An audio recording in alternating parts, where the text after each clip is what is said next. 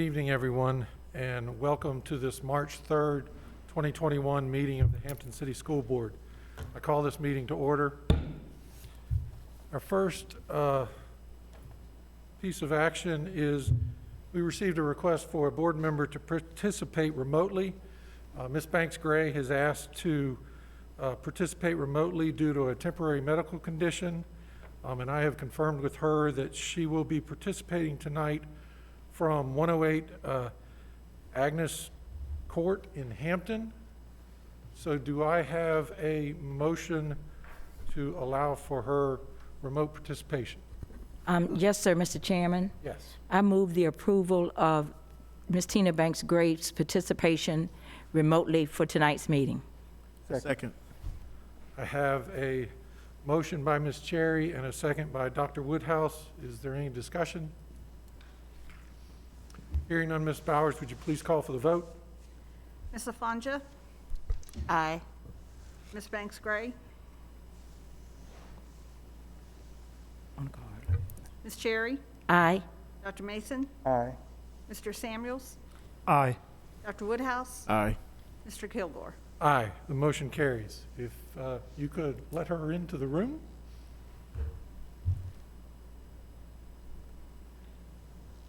Are you with us, Ms. Banks-Gray? Good evening, everyone. Can you hear me? Yes, we can. Good evening. Good evening. Fantastic. Thank you. Okay, now, Ms. Bowers, would you please call the roll? Ms. Afonja? Here. Ms. Banks-Gray? Here. Ms. Cherry? Here. Dr. Mason? Here. Mr. Samuels? Here.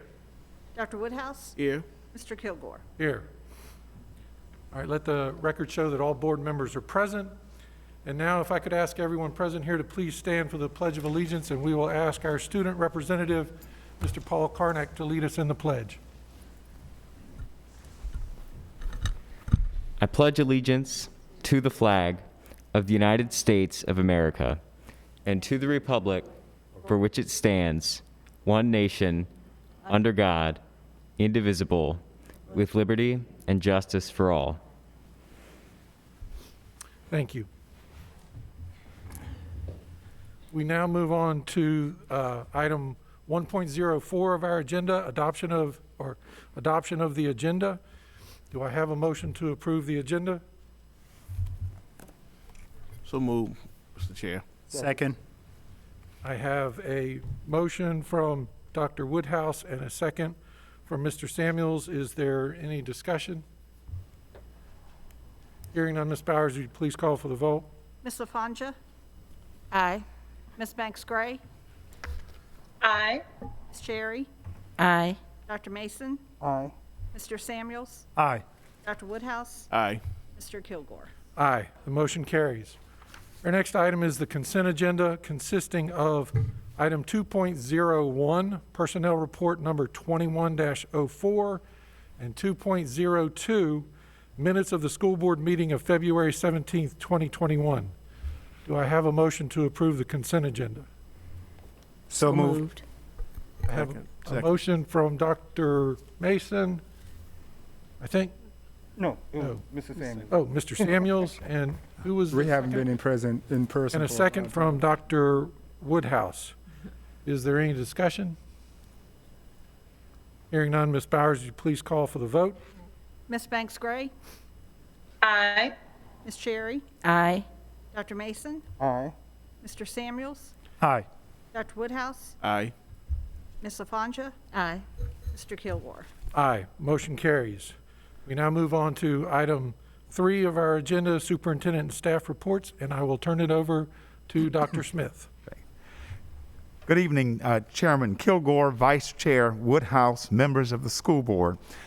This evening, it is our pleasure to present to you an overview of fiscal year 2022, the budget, which focuses on the restoration of specific teaching and learning initiatives that were suspended in FY 2021, that particular budget, along with plans to continue to move Hampton City Schools forward as it relates to our teachers and staff, specifically teacher and staff retention, a closer look and examination within this budget, you will note that we have placed focus on compensation as well as continued support in the strategic planning focus area of creating a safe and nurturing environment for all. I'm delighted to share with you that this proposed budget for the FY 2022 year makes an investment of a little over $11.2 million in our operating fund, which is Fund 50, as an investment in our human capital in the area of compensation increase, staff market adjustments, increase to supplements and health care, as well as the area of an increase in the Virginia Retirement System health insurance credit. Given these challenging times, I firmly believe that it is important that we not lose our way. This budget reaffirms and demonstrates to each member of the Hampton City Schools community that we remain committed to our core business of teaching and learning, and more importantly, academic excellence for every child, every day, whatever it takes. Before I turn the budget presentation over to our Chief Financial Officer, let's take a look at the recommended budget at a glance. And you'll notice that the budget at a glance, in particular, overall, the recommended budget includes a 5% compensation increase in the line, which is also in accordance with the General Assembly's adopted budget. Restoration of the FY 2021 suspended initiatives, such as market adjustments for teachers and support staff, and additional school counselors, school social workers, and school psychologists. Other recommendations include, but are certainly not limited to, an increase of our minimum wage to $11 per hour in line with the new state laws that go into effect next school year, and a recommendation to increase employee health premiums for next year and to cover that as a part of the budget and not pass that on to our employees. At this particular time, we'll take a deeper dive into the budget, and our CFO, Ms. Brittany Dortch, will come forward and provide the board with a detailed overview of the proposed and recommended budget from the superintendent. Ms. Dortch. Thank you, Dr. Smith. Good evening, Chair Kilgore, Vice Chair Dr. Woodhouse, school board members, teachers, students, and staff. It's my pleasure to start our presentation off by looking at our fiscal year 2022 budget development process. Within Hampton City Schools, we take a systems approach in order to ensure we meet our goals in the strategic plan. One of the ways this is done is to ensure the efficient and effective management of fiscal resources through the budget development process. The process is broken down into 5 phases. It includes planning, data collection, review and presentations, approvals, and closeout. Some highlights of the process this year include the budget development calendar and manual were prepared in September, both of which serve as a roadmap for the budget process. Between October and November, each department submitted their budget requests, and the fiscal year 2021's fall enrollment projection was calculated. In December, revenue projections were performed based on the governor's proposed budget, and the March 31st average daily membership was projected. Between January and February, the Budget Committee, which comprises the division leadership team and members of the Finance Department and the Assistant City Manager over budget, we met weekly to review and prioritize the budget requests.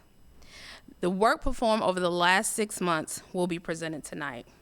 And the last phase of the process is the final upload of the approved budget at the end of June. Budget requests and recommended decisions were analyzed through the lens of the strategic focus model on how funding will advance the division's strategic goals. Additionally, the school board provided specific goals for next school year, which also align with our strategic plan. The school board's priorities include the academies of Hampton, student achievement, reducing class sizes, competitive compensation for teachers and support staff, teacher retention, facilities and capital improvements, and ongoing emphasis on school security measures. So the recommended budget, it comprises 6 funds, and these include the Fund 50 School Operating Fund, Fund 51 Food and Nutrition Services, Fund 60 Reimbursable Projects, Fund 65 Rental Income, Fund 94 the Athletics Fund, and new for this year, Fund 93 Student Activity Fund, and which we'll discuss that at the end of this presentation. But first, we want to review the proposed budget for the Athletics Fund, Fund 94. This fund is used to account for all the activity in our sports programs within our schools. The proposed budget for the Athletics Fund is approximately $669,000. This is a 13% or a little over $78,000 increase when compared to fiscal year 2021.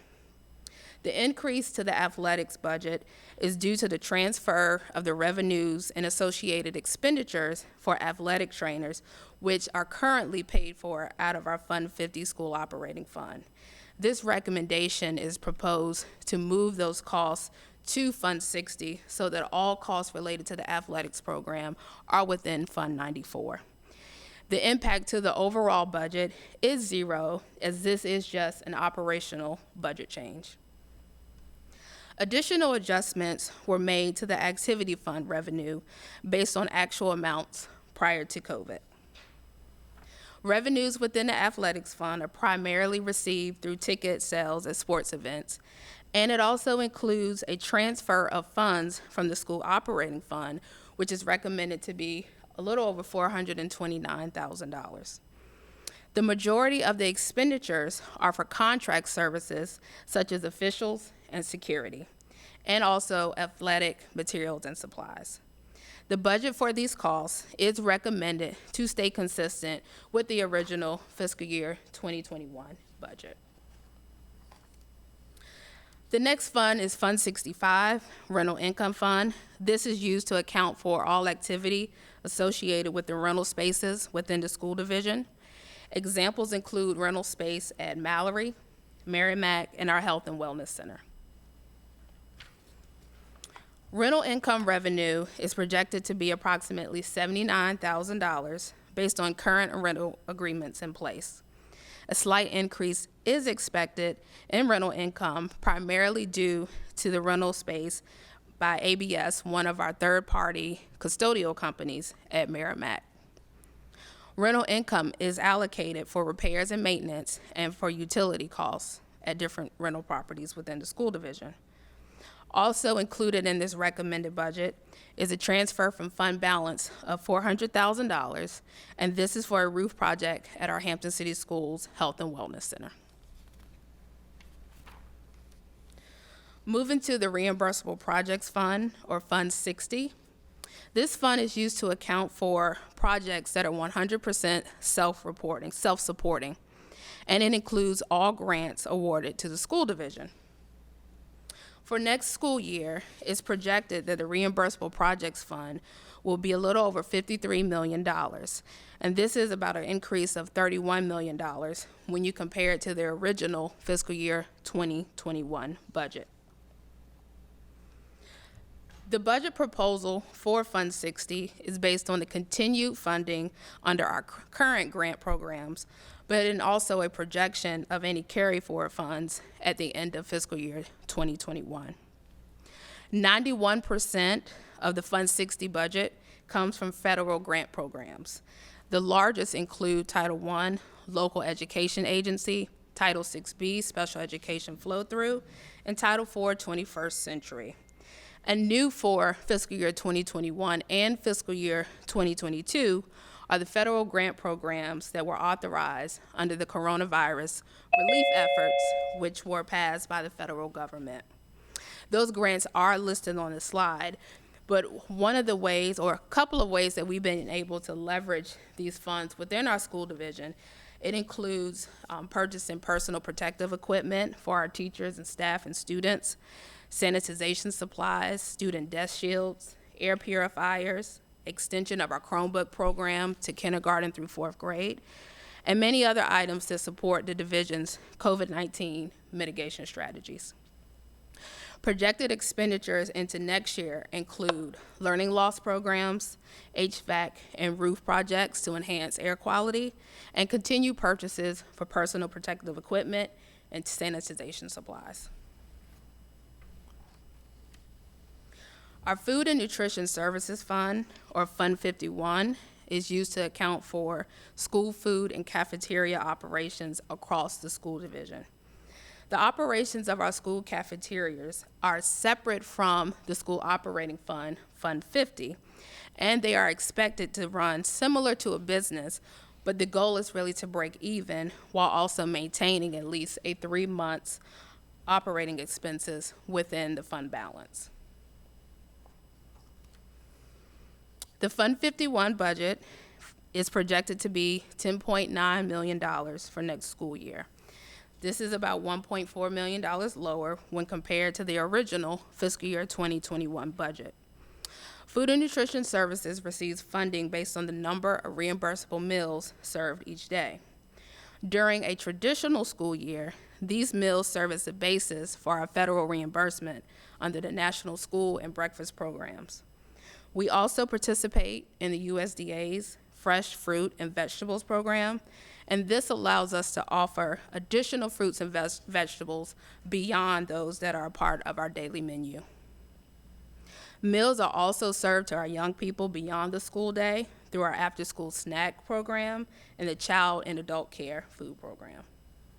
Additionally, meals are served during the summer through USDA's Summer Food Service Program, and this is in collaboration with the cities of Hampton's Parks and Recreation.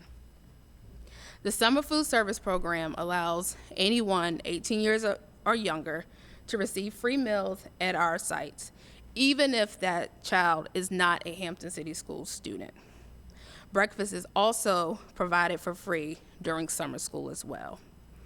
In response to the pandemic this year, the USDA extended the summer feeding program through June 30th, 2021.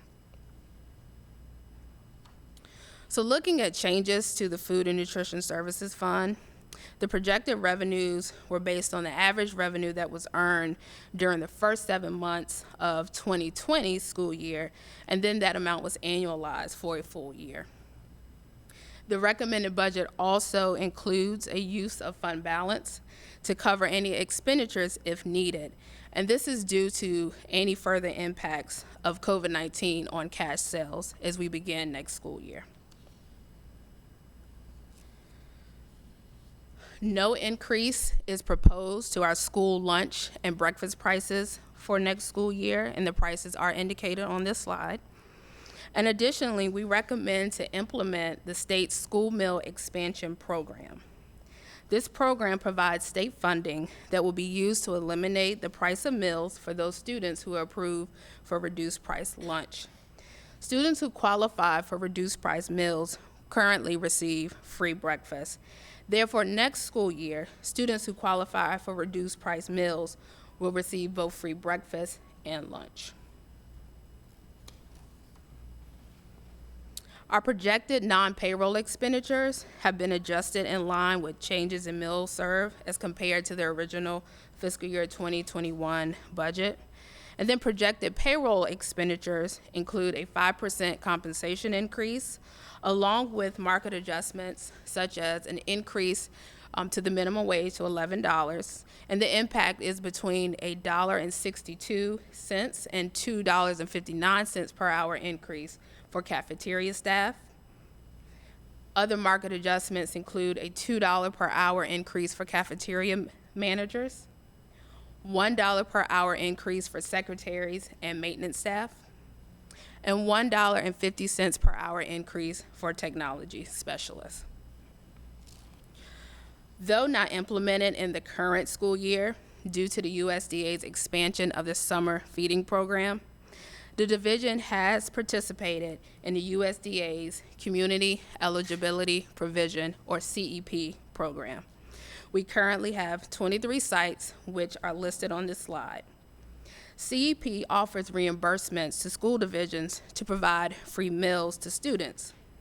The USDA reimbursement does vary, as it does not cover 100% of the cost to offer free meals.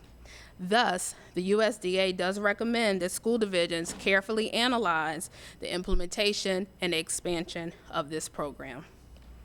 Due to the pandemic, the division is awaiting guidance from the USDA to determine if and how additional schools will be analyzed for CEP participation next school year. Now moving to our largest fund, the School Operating Fund, or Fund 50, which is used to account for all remaining financial resources except those that are required to be accounted for in the other funds presented tonight. The School Operating Fund is projected to increase by $5.5 million, or 2.42% next school year. The largest revenue source is state revenue, and that makes up about 55% of the budget. When you include state sales tax, this percentage increases to 64%. Revenue received is allocated as required by state law across 7 different expenditure classifications.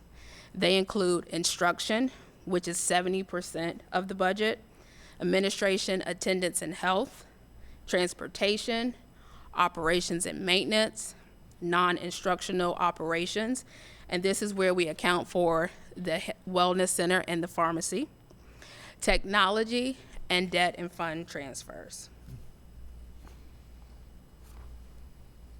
State revenue and state sales tax projections are based on an estimate of the General Assembly's conference report that was released last Friday. School divisions are awaiting for the direct aid templates that provide a breakdown of the state budget proposal. This report is expected within the next few days. The state develops its budget on a 2-year basis, and fiscal year 2022 is the second year of the 2020-2022 biennium. The 2 main drivers for state funds are the local composite index and the March 31st average daily membership. The local composite index, or LCI, is used by the state to determine a locality's ability to fund education costs under the standards of quality, or SOQ. The LCI can range from 0 to 0.8 or up to 80%. For fiscal year 2022, the LCI for Hampton is 0.2743 or 27.43%. The average daily membership, or ADM, is a projection of the average number of students that will be enrolled in the school division between the start of school and March. For fiscal year 2022, our March 31st average daily membership is projected to be 18,813 students. This is 217 students lower when compared to the pre-pandemic membership projections. On a statewide basis, 2022's ADM projections are over 44,000 students lower than the pre-pandemic projections. In total, we are estimated to receive $150.3 million, and this is $3.9 million more than the original fiscal year 2021 budget. The majority of this increase is due to the proposed 5% compensation increase, and then also the inclusion of a no-loss funding program, which ensures no division loses state aid due to the decline in enrollment caused by the pandemic.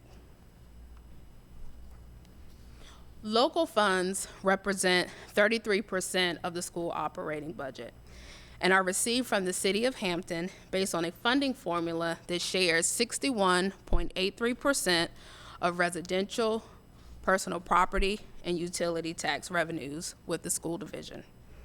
The City of Hampton and Hampton City Schools continue to work closely together as part of the budget development process. And based on current projections, the local contribution is estimated to be at least $78.3 million for next school year.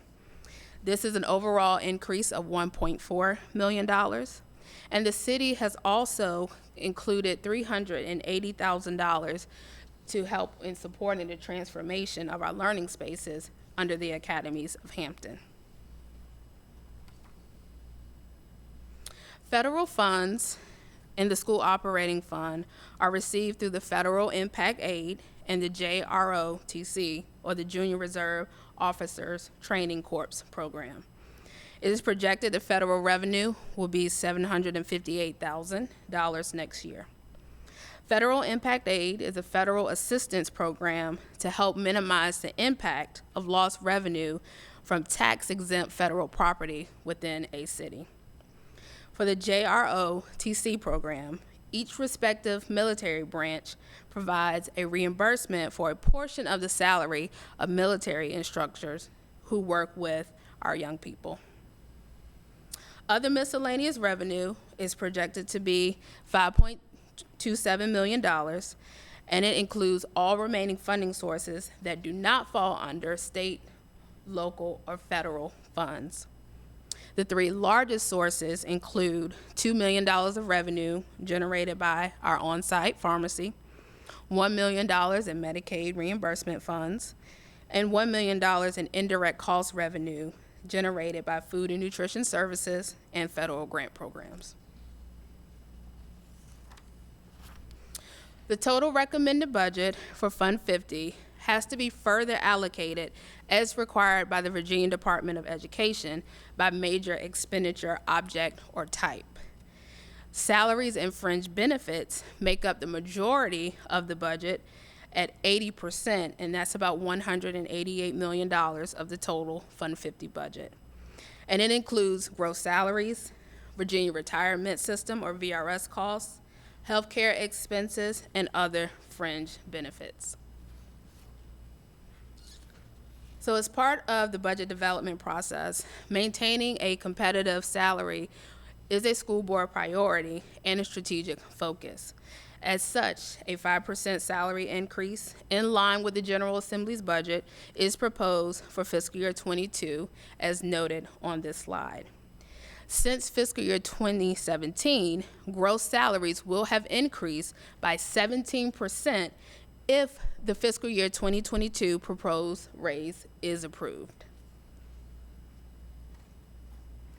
The recommended budget also includes the restoration of teacher salary scale adjustments, which will invest over $1.5 million to add $500 to steps 1 through 14, $1,000 to steps 15 through 29, while also maintaining a 30-step scale for teachers. Over $3 million has been invested directly into the teacher scale, apart from any division-wide compensation increase since fiscal year 2017. So let's take a look at the impact of this investment. The examples on this slide are based on teachers on the bachelor's degree teacher scale, and it assumes their participation is in the Cigna Open Access Plan with employee-only coverage. So for teacher A, assuming they are on step 13 currently, their salary is $49,592. With the compensation recommendations, 5% increase and the teacher scale adjustment of $500, teacher A's salary next school year on step 14 would be $52,572. When you add the fringe benefits, the total compensation package for teacher A is $75,730. Looking at teacher B, who is on step 25 currently, their gross salary is $56,472 with the compensation recommendations, and this is $1,000 to the teacher scale at that step. Teacher B salary July 1, if approved, on step 26 would be $60,296. And then when you add fringe benefits, total compensation package for teacher B is $85,526. For teacher A, with the 5% compensation increase and these teacher scale adjustments, the average raise comes out to be a little over 6%. And then for teacher B, the average raise is about 6.8%. So along with the teacher salary scale adjustments, the recommended budget also includes investing $1.8 million for support staff salary adjustments, and this does include the impact of the change in minimum wage. Some examples, but not limited to, support staff market adjustments include an additional $2 per hour for bus drivers, bus attendants, lot attendants, bus dispatchers, and transportation shop attendants. Additional $1.50 per hour for school technology specialists, school maintenance staff, and auto mechanics. An additional $1 per hour for instructional assistants, secretaries, school security officers, and compression adjustments for instructional coaches and administrators. A complete list of the market adjustments can be found on the budget information page on the division's website after this meeting, and this link will take you there.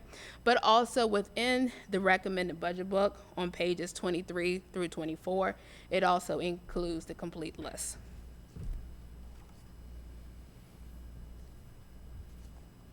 The budget also includes reclassification requests from departments, the largest being a recommendation to change the work schedule for a digital learning specialist from 11 months to 12 months. All reclassifications have a $0 impact on the budget because as part of the data collection phase, departments were advised that reclassification requests had to be funded through a reduction in the department's non-payroll budget. The recommended budget also includes the restoration of a 12% increase to coaching and instructional supplements. Apart from our focus to attract and retain employees, it's also important to offer a strong benefits package. Hampton City Schools is self-insured for healthcare and provides healthcare benefits for full-time employees, which also includes our wellness center and pharmacy. Healthcare costs are projected to increase by about 3.5% next school year. However, it is recommended in this budget that 100% of this increase be absorbed by the school division, resulting in no increase to employee premiums for next school year. This will allow the compensation increase and the other recommended market adjustments to not be impacted by rising healthcare costs for employees. Virginia Retirement System, or VRS costs, for the school division will increase by about $37,000, and this is due to the pre-funding of a new retiree benefit. Beginning on July 1 of 2021, retirees under the VRS non-professional plan will receive the VRS health insurance credit, which provides reimbursement to assist with the cost of health insurance premiums at retirement. School divisions are required to pre-fund this benefit at a rate of 0.98% of the employee's credible compensation under VRS. There are no other changes for other VRS rates for next school year. The recommended budget includes a net change of 24 positions within the school operating fund, Fund 50. These changes include the transfer of 14 positions from Fund 60 reimbursable projects to Fund 50, and this is in line with the approved grant application for Title 6B Special Education. The transfer of 37 positions from Fund 50 to the Title 6B federal grant in Fund 60. Reclassification of our Tier 2 intervention specialist from a temporary position to a full-time position, and the repurpose of 11 vacant positions, the addition of 2 full-time and 1 part-time teacher, 1 restorative counselor, and the addition of 5 school counselors. And this will ensure that the division's pupil to school counselor ratio is 325 to 1. Other highlights within the recommended budget include the restoration of 1 part-time assistant principal position, 1 school psychologist, 2 school social workers, and 1 school security officer.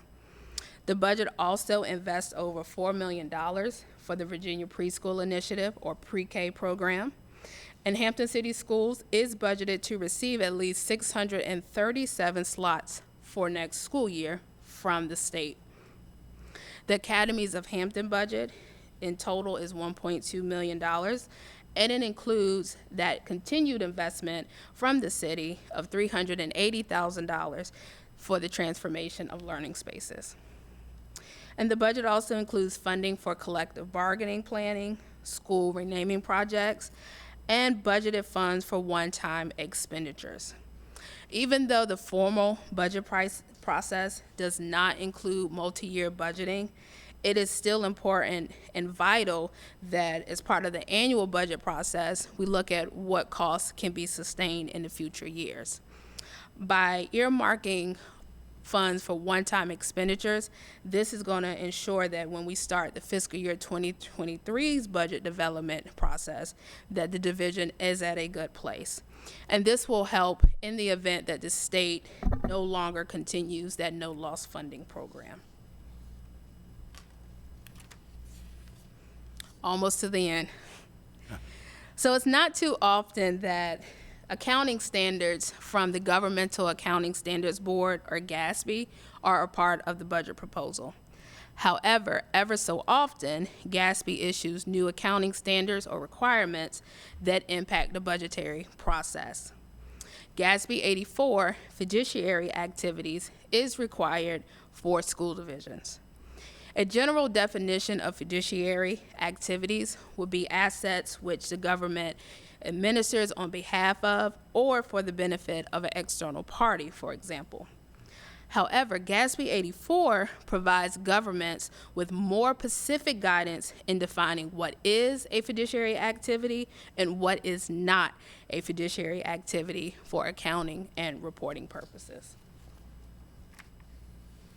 So when determining if an activity is a fiduciary activity, GASB 84 provides a decision tree with a series of questions.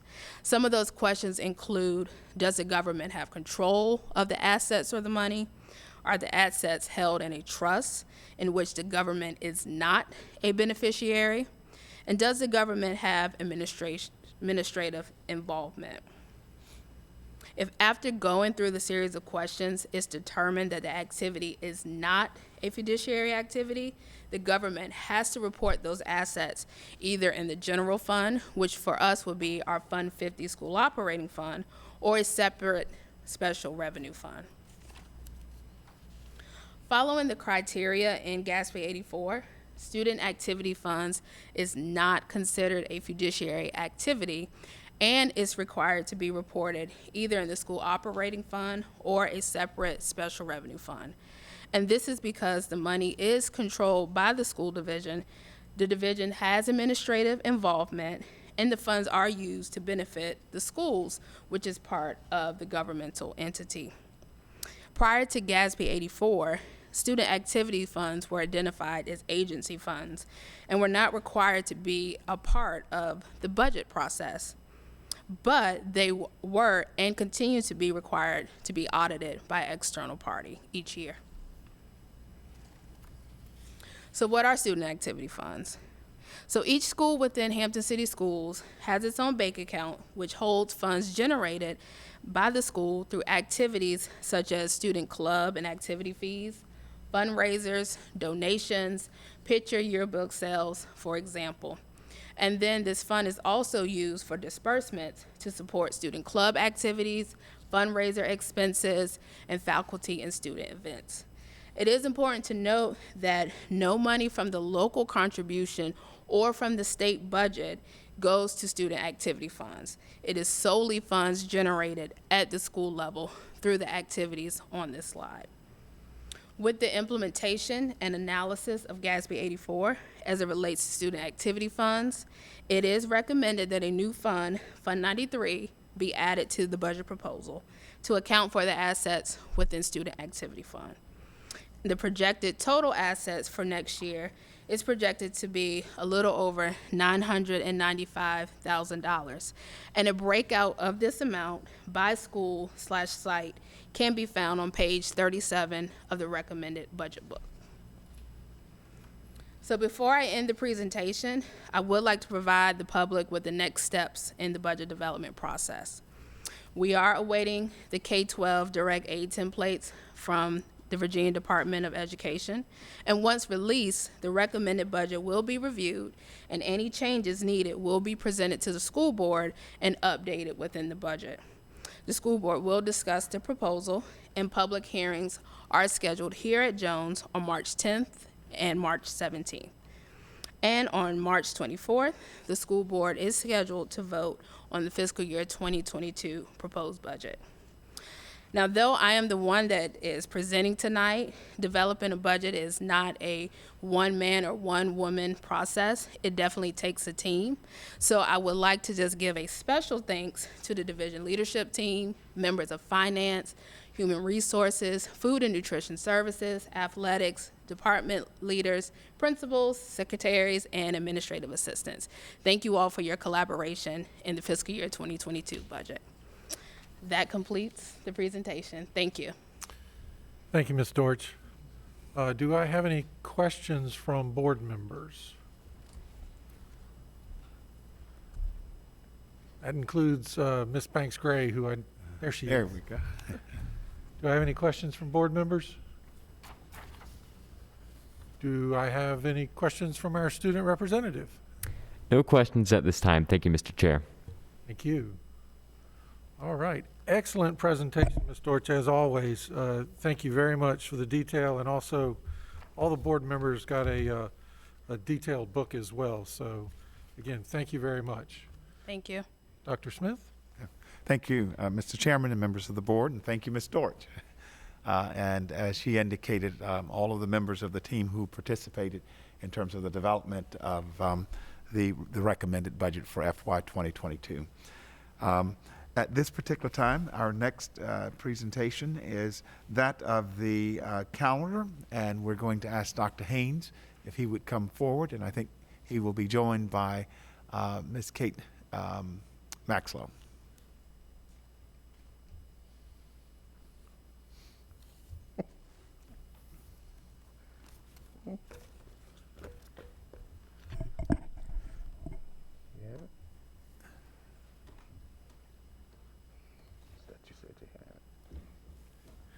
Good.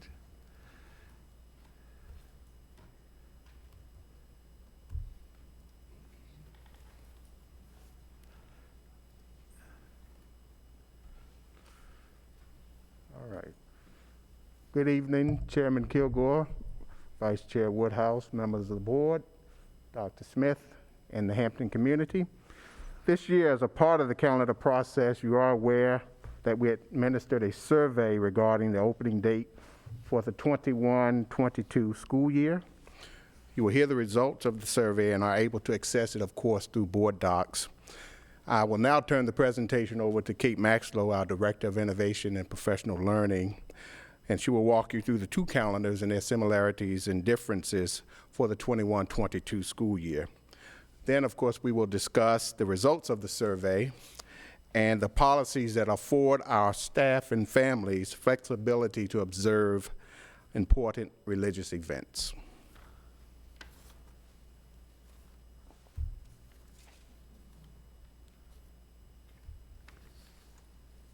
Thank you. Good evening. So what we worked to accomplish this year was threefold. We needed to recommend a 2-year calendar that supports continuous improvement for student achievement and professional learning for employees. We looked to review feedback on the 21-2022 and 2022-2023 draft calendars, and to continue to support the regional school calendar agreement. We had several people on this committee that included parents, teachers, support personnel, community members, and administrators. And I would like to take this time to show you the names of those who were on our committee. In previous years, they would have been here to stand up, but obviously due to COVID, they are most likely watching and cheering us on at home. There were several important factors to consider when creating the calendar, and they included developing a calendar that includes the Code of Virginia requirements as well as school division considerations, exploring the regional impact that our calendar will have, and then also providing for school closings due to severe inclement weather, professional learning and growth, parent-teacher conferences, school learning plan-related activities, teacher workdays, and breaks. So our process was that, to the greatest extent possible, we incorporated the regional calendar decisions. We met beginning in November of 2020, and then we have also publicized proposed calendars and solicited feedback through the use of the division-wide calendar survey. We'll present those results in just a minute, as well as the Hampton City Schools website, and then we also received feedback via email. And this feedback came from Hampton City Schools staff, families, and even some community members. And then based upon this feedback, we make adjustments. So some highlights of the 21-2022 school years are as follows. We are projecting two different calendars for the 2021-2022 school year. One of those calendars has an opening date of Monday, August 30th, and another will have the opening date of Tuesday, September the 7th. We also have our 2022-2023 calendar. We only did that one for Tuesday, for the start of the Tuesday after Labor Day, just because we wanted to first hear from the school board about what your thoughts are. We are also projecting instructional and non-instructional days for the next 2 years, building in 6 early release days for elementary and middle school, where those students are released 2 hours early, and then also 2 early dismissal days for all students, with all staff having normal hours, with PD in the afternoons. Key points of both calendars, they both include 7 pre-service. This is both calendars for the 2021-2022 school year. Both will include 7 pre-service school learning plan and teacher workdays. They will both have 1 day for division-wide professional development that takes place in November on Election Day when students are off.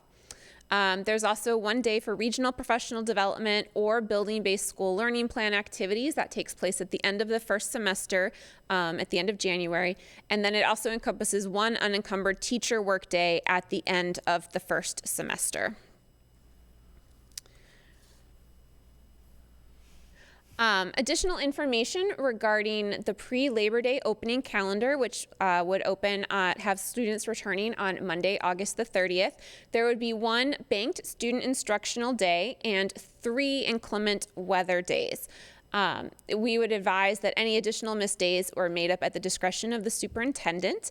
There are 2 early close days for all students and HCS employees, where everybody is allowed to leave 2 hours early, and they are the Friday before President's Day and the Friday before Memorial Day. Spring break would be maintained as the first full week in April of, that should be 2021. And Thursday, June 16th, 2022 would be the last day for students, and Friday, June 17th, 2022 would be the last day for teachers. If we look at the Tuesday, September 7th opening date calendar, there would just be 1 banked student instructional day. Labor Day comes quite late this coming year. Any additional missed days would also be made up at the discretion of the superintendent. We would still have those 2 early close days for all students, the Friday before President's Day and the Friday before Memorial Day. Spring break would still be that first full week in April. And then Friday, June 17th, 2022 would be the last day for students, and Saturday, June 18th, 2022 would be the last day for teachers with this calendar.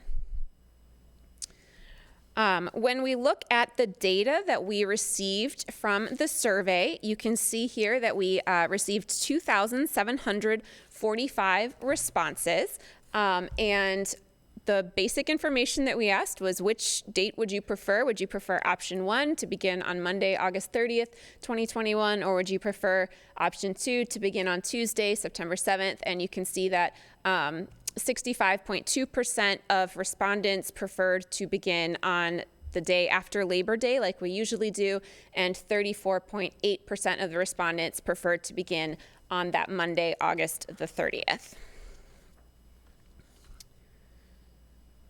All right, so we know that September the 7th, 2021 is Rosh Hashanah, and we understand that we are a diverse community with different family and religious traditions. So given this, we do have policies that allow for opportunities for individuals to meet both their work and their faith obligations. As you can see here, Hampton City Schools has a policy in place that allows flexibility for employees to observe bona fide religious holidays and practices. Hampton City Schools also considers absences due to religious observances for students to be excused if the parents write a note. So with both calendars, we recognize that there are a number of religious observances that occur throughout the year. Should the board choose to go with the September 7th opening date, we are able to use the policies provided by the board to facilitate the needs of staff and families, given that September 7th, 2021 is Rosh Hashanah. These are policies that the board has provided for staff and families to access based upon their religious affiliations and beliefs. And at this time, we would be happy to address any questions. Thank you, Dr. Haynes and Ms. Maxlow. Do I have any questions from board members? All right, do I have any questions from our student representative? Yes, thank you, Mr. Chair. I was just looking over the calendars earlier today, and I noticed in the presentation that 3 additional banked days due to inclement weather are included, but the end days for both for the pre-Labor Day calendar is actually almost the day of the Labor Day start calendar. Where do those other 2 or 3 extra days, which would be responsible for that similarity, come from? So the reason that it ends on almost the exact same day, part of it was the regional calendar and trying to be aligned with when the other regions are going to be ending, but also using those banked days. I believe in the past that if we don't use those for inclement weather, then that at the superintendent's discretion, we can get off a little bit earlier, but we wanted to go ahead and show what it would look like if we were to use those days. Okay, thank you. Ms. Banks Gray, since I didn't see you before, are you good? Yes, I am. Thank you for checking. Thank you. All right, again, excellent presentation. I want to say, if anybody thinks this is easy, it is definitely not. The team is amazing. There's some members on that team that have been there for years. It is truly a complicated task and a balancing act, and really appreciate all the effort that goes into this. So thank you both. Thank the entire team. Thank you, sir. Dr. Smith?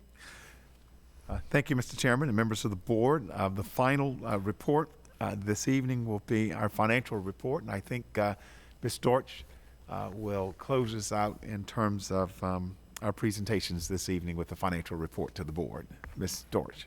Yes, good evening again. At the end of January 2021, our revenues totaled $105.4 million and were slightly higher, less than 1% when compared to the previous school year. The difference is due to increased state funding and the timing of payments from the local governing body, which vary annually based on cash flow needs on a monthly basis. Cumulative expenditures and encumbrances total $128.2 million at the end of January and were 1.8% higher compared to the previous fiscal year. And included in your report, there is a list of transfers to and from the technology classification as of the end of January. Thank you. Thank you, Ms. Dortch. Any questions from board members? Questions from our student rep?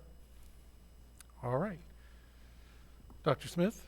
Mr. Chairman and members of the school board, that concludes superintendent and staff reports. Thank you.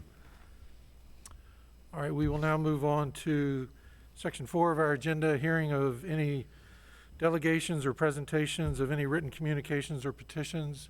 Ms. Bowers, have we received any? We have not. All right, thank you.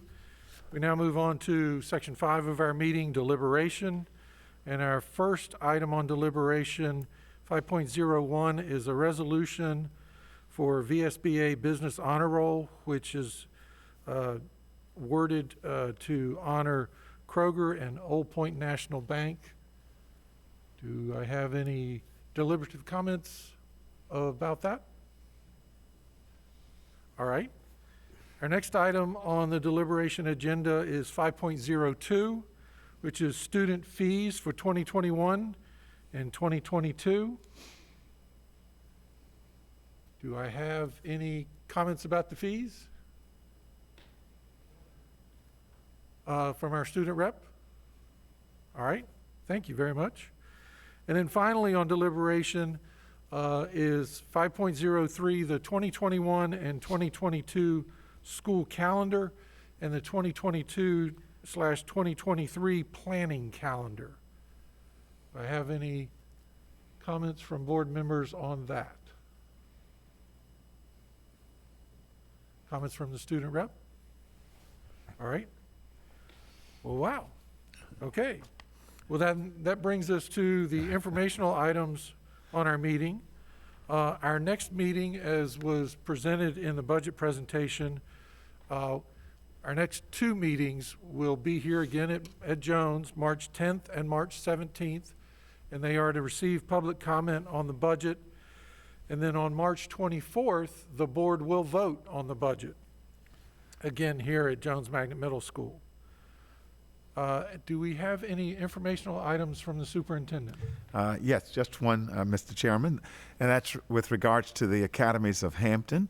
To share with members of the board that you are cordially invited to attend Hampton City Schools Class of 2024 Commitment to Graduate Ceremony, which is on Tuesday, March the 9th, and that will be held virtually from 10:15 a.m. to 11:15, so 1 hour. That's for ninth graders.